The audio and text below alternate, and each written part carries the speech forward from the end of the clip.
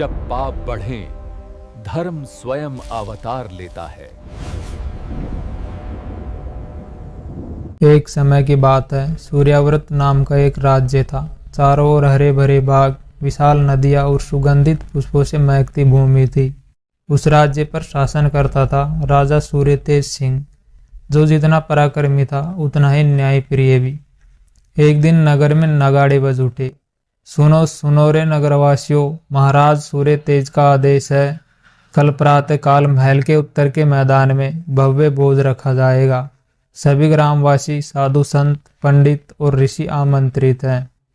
जो भी साधु संत आएंगे उनके लिए राजकोष के द्वार खुले रहेंगे, वे अपनी इच्छा से जो चाहे ले सकते हैं। गांव में यह समाचार फैलते ही हलचल मच गई। लोग उत्साहित थे, लेकिन कुछ औरों के मन में लालच जाग उठा था। गांव के बाहर एक पुरानी हवेली में रहते थे 4 चोर, भूरा, नट्टू, कल्लू और उनका उस्ताद गफूर मियाँ। भूरा ने हंसते हुए कहा, उस्ताद, कल राजा खुद खजाने के दरवाजे खोल रहा है। अगर हम साधु बन जाए तो बिना चोरी किए सोना मिल जाएगा। गफूर मियाँ मुस्कुराए, बेटे आज तुमने पहली बार अकल की बात की है, चलो आज से हम भी बनेंगे महात्मा। उस रात चारों ने अपने सिर मुंडवा लिए, गेहुआ वस्त्र पहने और हाथ में माला थाम ली। सुबह होते ही ओम नमः शिवाय का जाप करते हुए वे महल की ओर चल पड़े। महल में चारों ओर उत्सव जैसा माहौल था। सुगंधित व्यंजन, रसोई में बजे बर्तनों की आवाजें और भक्तों के भजन गूंज रहे थे। चारों साधु के वेश में महल पहुंचे। राजा के सैनिकों ने उन्हें देखकर आदरपूर्वक भीतर बुलाया। तभी उनकी नजर पड़ी एक वृद्ध ऋषि पर। सफेद दाढ़ी, करुणामय चेहरा और नेत्रों में अद्भुत तेज। भूरा ने फुसफुसाया, उस्ताद, ये तो वही साधु है जिसे हमने पिछली बार जंगल में मारा था और कुएं में फेंक दिया था। गफूर के चेहरे का रंग उड़ गया। असंभव, वो कैसे जिंदा हो सकता है? दरअसल वह थे ऋषि आत्मदेव, जो कई वर्षों से नीलगिरी वन में तपस्या कर रहे थे। उनकी साधना इतनी प्रखर थी कि कहा जाता था जंगल के हर प्राणी में उनका आशीर्वाद बसा है। उधर राज्य के एक गृहस्थ शिवनारायण ने अपने नए घर के गृह प्रवेश हेतु उन्हीं ऋषि आत्मदेव को निमंत्रण दिया।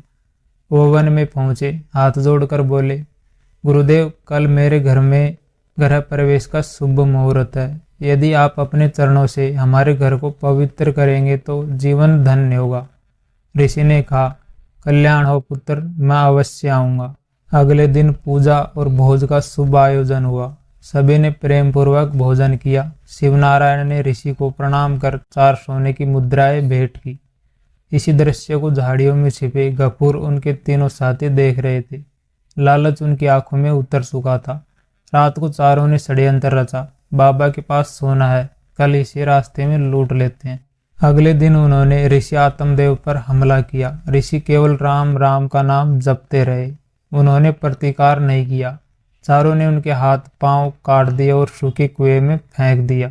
कई दिन बाद राजा सूर्यतेज वन विहार के लिए निकले। अचानक उन्हें किसी मंद स्वर में राम राम सुनाई दिया। राजा और सैनिक कुएं के पास गए। कुएं में रस्सी डाली गई और जब व्यक्ति ऊपर आया तो राजा सन्न रह गए। यह तो हमारे राज्य के पूज्य ऋषि आत्मदेव हैं। राजा ने तुरंत उपचार का आदेश दिया। ऋषि धीरे धीरे स्वस्थ हुए। 2 माह बाद सब कुछ शांत था। राजा ने एक बार फिर भोज का आयोजन करवाया।